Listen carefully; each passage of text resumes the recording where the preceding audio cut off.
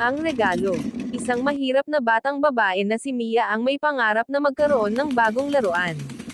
Tuwing dumadaan siya sa tindahan, tinatitigan niya ang manikang naka-display. Ngunit alam niyang hindi niya ito kayang bilhin.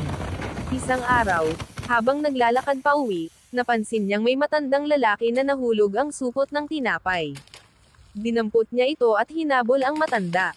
"Lolo, nahulog po ito," sabi niya. Ngumiti ang matanda. "Salamat, hiha. Napakabait mo." Kinabukasan, nagising si Mia at may natagpo ang kahon sa harap ng kanilang bahay. Nang buksan niya ito, nandun ang manikang pinapangarap niya. May kalakip na sulat, "Ang kabutihan mo ay nagbigay saya sa akin. Ngayon, ikaw naman ang dapat sumaya." Naiyak si Mia sa tuwa. Napagtanto niya, ang kabutihan ay laging bumabalik sa tamang panahon.